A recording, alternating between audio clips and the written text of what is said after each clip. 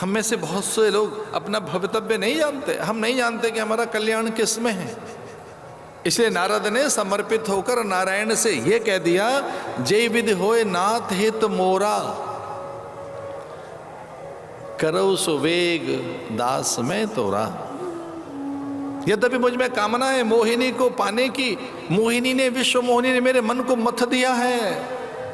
मैं यति, मैं योगी, मैं विरक्त, न जाने क्यों हठात मेरा मन उस बाला के सौंदर्य पर जाता है।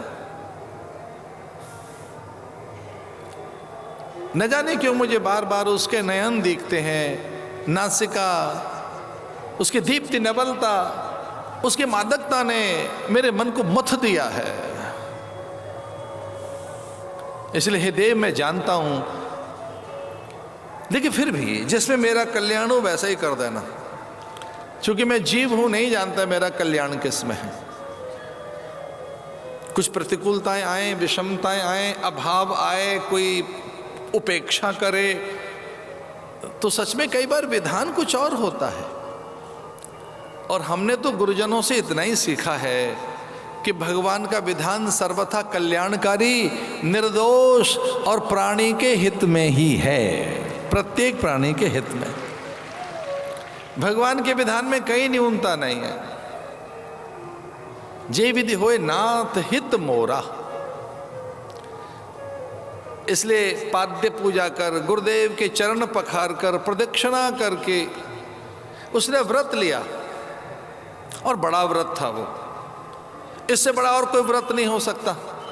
बलि ने व्रत लिया, हाथ में पुण्य सलिलाओं का जल लेकर, दिगंत को साक्षी मानकर, एक पल अंबर में झांककर उसने ऐसे अंतरिक्ष को साक्षी मानकर धरा की धूल माथे पर लगाकर उसने कहा, मैं व्रत लेता हूं कि जो मेरे गुरु आज्ञा देंगे उसका मैं पालन करूंगा, मैं गुरु की अवज्ञा नहीं करूंगा। गुरु की आज्ञा का व्रत लीजिए और व्रत छोड़ दो।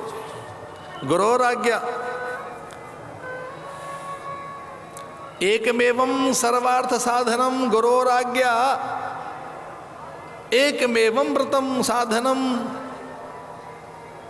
सर्वै सद्धफलम एकमेवं गुरोर आज्ञा व्रतम। गुरु की आज्ञा का व्रत लीजिए। अब ये गुरु कौन है भाई? शास्त्र गुरु है, माता पिता गुरु हैं, महापुरुष गुरु हैं। गुरु का अर्थ है जो आपसे श्रेष्ठ है, ज्येष्ठ है, वरिष्ठ है। गुरोर आज्ञा व्रतम। भगवान दत्तात्रेय ने तो ऐसे 24 गुरु बना लिए। धरा को गुरु बनाया, उसके धैर्य को, अंबर को, अग्नि जल वायु को, कपोत पिंगला को, नववधू को, कुमारी कन्या को, अग्नि को। सीखने की जिज्ञासा होनी चाहिए।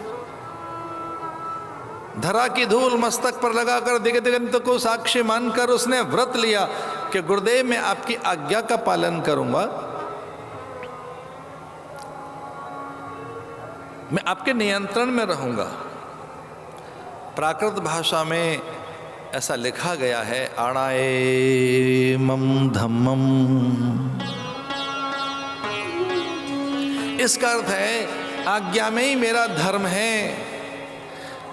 भगवान कहते हैं मेरी आज्ञा कई बार शास्त्र के द्वारा होगी, ग्रंथ के द्वारा होगी, संत के द्वारा होगी, माता पिता के द्वारा होगी। और भगवान तो कभी कभी ऐसा भी कहते हैं कि ऐसे ही प्रकृति भी मेरी आज्ञा है।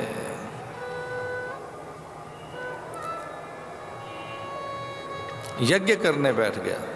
यज्ञ माने यज धातु, यज्ञ यज धातु से बना है। दान देना, देव पूजा, संगति करना। इसका अर्थ है संतों के सानिध्य में रहो। उसे शील आएगा, संयम आएगा, सदाचार आएगा, नैतिकता आएगी, पवित्र आएगा।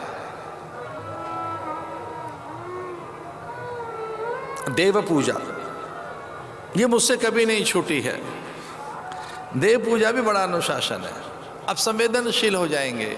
दूर्वा, धतूर, विजया, शमी, बिल्वपत्र, तुलसी पत्र, जलपात्र, हृदिका, रोली, कुछ फूल, नीरांजन, प्रणाम, प्रदक्षिणा, और फिर षोडोपचार, पंचोपचार पूजा आदि हो तो गंध, अक्षत, पुष्प आदि ये औषधियां भी हैं। इनके स्पर्श करने से भी दिव्य द्रव्य संचरित होते हैं। हमारे भीतर के जो दिव्य द्रव्य हैं, जो द्रव्य, जो भीतर की रसायन है, वो भी कई बार संचरित होती है। इसलिए उपासना कभी नहीं छोड़नी चाहिए। यज्ञ यज धातु से बनाए। यज धातु का अर्थ है देव पूजा, दान देना, देव पूजा, संगतिकरण। और देव पूजा का अर्थ यहाँ ये भी है कि हम चरित्र की उपासना करें। देव हमारे जो हैं उनके चरित्र का अनुसरण करें। उनके चरित्र का अनुसरण करने से उदारता आएगी, क्षमाशीलता आएगी। यज्ञ आरंभ हो गया। जैसे गुरु बता रहे हैं उस विधान से यज्ञ आरंभ होने लगा। बलि का मन बदलने लगा। अब वो अतिथि, अभ्यागत, याचक और आगंतुक को आदर देने लगे थे। वो भाग निकालने लगे थे। सबके हिस्से उन्हें दिए जाएं, उनके प्रति चिंतित हो गए थे।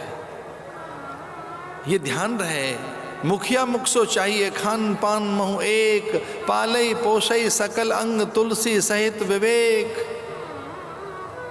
जीवन सिद्धि का मूल मंत्र है दूसरों के हिस्से अपने पास मत रखो। जीवन सिद्धि के मूल मंत्र ये हैं कि किसी का हिस्सा, किसी का भाग अपने पास मत रखो। इसे जो सूर्य को अर्घ देना है, जो यज्ञ विधान है, ये भाग देना ही है।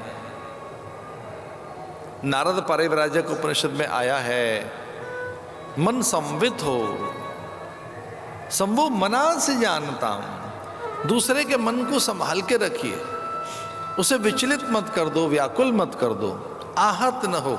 ये भी एक यज्ञ है। आपके द्वारा कोई विचलित न हो, व्याकुल न हो, आपसे कोई भयभीत न हो। आपके पास ऐश्वर्य है, विद्या है, प्रभुत्व है, वर्चस्व है, आपके पास में अलौकिक पदार्थ हैं, अथवा आप बड़े संपन्न प्राणी हैं। आपकी प्रभा और आपकी संपन्नता से, आपकी बड़ी योग्यता और उच्च अधिकार से किसी को दैन्य का बोध न हो, किसी को अल्पता का बोध न हो। संवित मनः, ये भी एक प्रकार का यज्ञ है कि दूसरों के मन को संभाल के रखा जाए।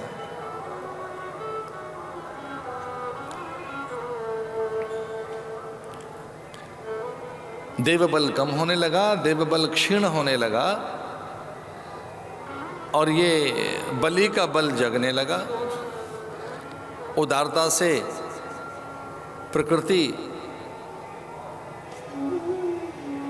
अपनी सत्ता का निवेश करने लगती है। एक बार उदार बनकर देखिए, और जैसे ही आप उदार बनेंगे, ये गुण विष्णु का है।